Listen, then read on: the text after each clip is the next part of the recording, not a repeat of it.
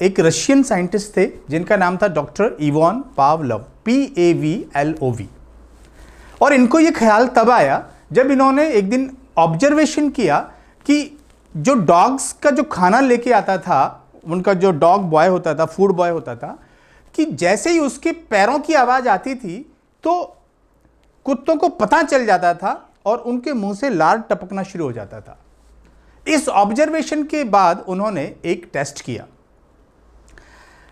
उन्होंने डॉग्स को बिठाया, उनके बीच में एक जाली रखी और साइड में उन्होंने फूड रखा जो मीट होता था, और जब कुत्तों के मुंह से वो सैलिवेट करना शुरू करते थे, वो लार आना शुरू होता था, तो वो 1 घंटा बजाते थे। और इसको इन्होंने कुछ दिन किया और इससे उनकी कंडीशनिंग हो गई, और उस कंडीशनिंग के बाद उन्होंने मीट को रखना बंद कर दिया, और जैसे ही वो घंटा बजाते तो कुत्ते सैलिवेट करना शुरू कर देते। तो यहां से डॉक्टर पावलोव ने बताया कि एंकरिंग एक कंडीशनिंग है, एक स्टेट है, एक मेंटल स्टेट है। इससे ये निकल के आया कि हमारे ये इमोशंस हैं और हमारी life it is full of anchors. तो या तो हम सफलता के लिए एंकर होते हैं या असफलता के लिए। तो इमोशंस 2 ही होते हैं, प्लेजेंट और अनप्लेजेंट, जिसको हम लव या फियर कह देते हैं, रिसोर्सफुल या अनरिसोर्सफुल कहते हैं। तो या तो आपके पास रिसोर्सफुल स्टेट्स हैं या फिर अनरिसोर्सफुल स्टेट्स हैं।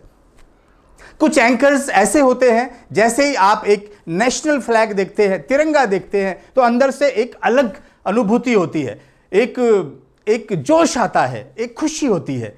इसी तरह आप अगर देखें तो अगर आपने एक शादी की एल्बम भी देखे तो एल्बम का हर एक इमेज, हर एक पिक्चर ये कहती है कि इसके पीछे एक स्टोरी है। तो जैसे ही वो पिक्चर आती है वो पूरी स्टोरी सामने आ जाती है, और इसी को हम कहते हैं एंकरिंग।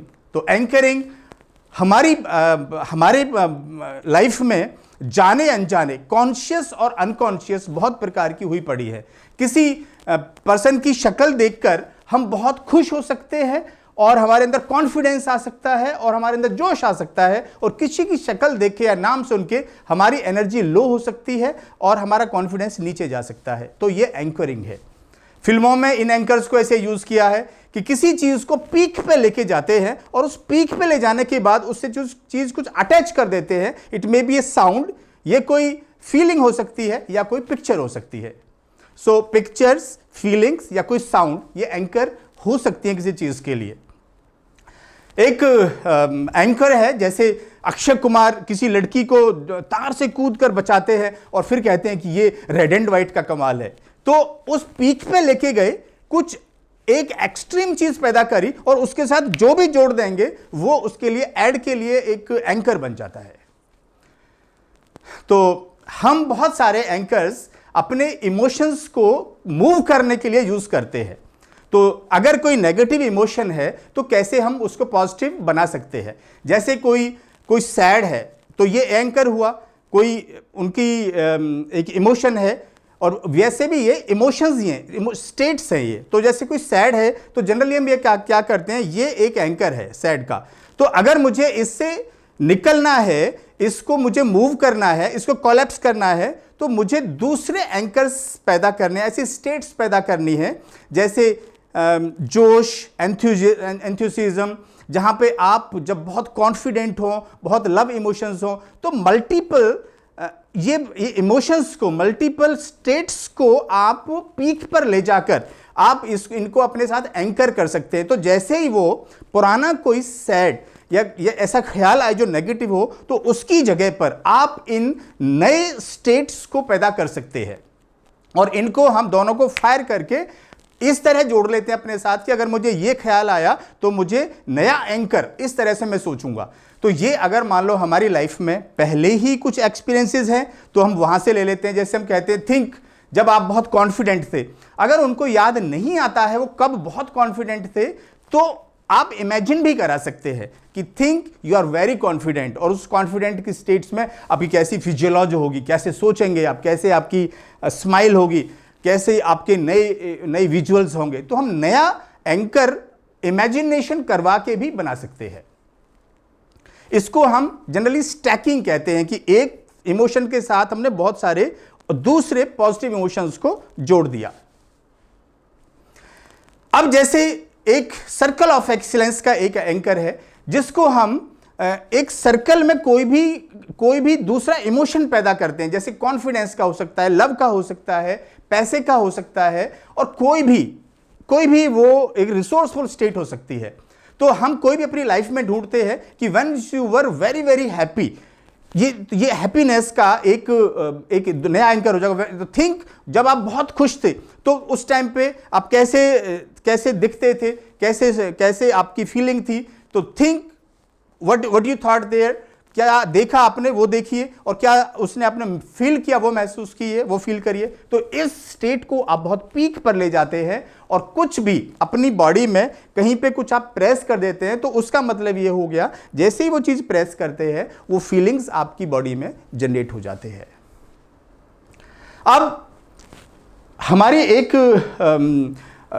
एंकरिंग है कोलैप्सिंग, स्टैकिंग एंड चेनिंग। तो अगर मान लो मुझे किसी इमोशंस को कोलैप्स करना है तो पुराने उस नेगेटिव इमोशन को याद करिए, और दूसरा पॉजिटिव इमोशन उसकी जगह पे रिप्लेस करके आप उसको कोलैप्स कर देते हैं। स्टैकिंग ऑफ एंकर्स हमने अभी देखा। एंड चेनिंग क्या है कि किसी भी आप एक नेगेटिव इमोशन से एक से दूसरी स्टेट पर, दूसरी से तीसरी पॉजिटिव स्टेट पर, और मोटिवेशन पे आप एक से दूसरी तीसरी जो होते हैं आप उसको मूव करते हैं। वैसे भी एनएलपी में किसी भी फीलिंग को आप मूव करके ही उससे निकल सकते हैं। तो ये हमारी एंकरिंग एक बहुत पावरफुल टेक्निक है। आप सारी लाइफ में ऐसे एंकर से जुड़िए। एक कार देखें तो आपको कैसे लगता है, किसी सक्सेसफुल आदमी को देखते हैं तो आपको कैसे लगता है। तो ऐसे पॉजिटिव सक्सेसफुल लोगों को ऐसे एंकर्स बनाइए अपनी लाइफ में, जिनको देखकर आपको एनर्जी आए, कंपेलिंग फ्यूचर बनाने को दिल करे, कुछ नई इमेज बनाने को दिल करे, और ये हमारे एंकर्स हमको ड्राइव करते हैं। आप जब सुबह उठते हैं तो देखिए कहां आप बैठते हैं, और वो बैठने की जगह आपको कैसे प्रेरित करती है, क्या वो नेगेटिव है या पॉजिटिव। तो सबसे पहले आप ये आइडेंटिफाई करिए कि आपकी लाइफ में कौन से अनरिसोर्सफुल एंकर्स हैं और कौन से रिसोर्सफुल एंकर्स हैं। तो जो अनरिसोर्सफुल एंकर्स हैं, जहां बैठ के आपको प्रोक्रास्टिनेशन आती है, टाल मटोल आती है, या लेजीनेस आती है, उन एंकर्स को आप पॉजिटिव दूसरे एंकर्स बनाइए कि जहां पर बैठकर अपने आप को देखें कि वहां पर प्लान कर रहे हैं, आप दिन का एक दिनचर्या बना रहे हैं और आप एक्शन ले रहे हैं। तो इस तरह से आप एंकरिंग को एनएलपी में प्रैक्टिस करें, इनको आप सीखें, और कोई भी एनएलपी मास्टर प्रैक्टिशनर की मदद लेके आप अपने जीवन में ऐसे पॉजिटिव एंकर्स को प्रैक्टिस कर सकते हैं, जोड़ सकते हैं, and you can change your life. So if you practice NLP anchoring, life will change and life will never be same again. Thank you so much.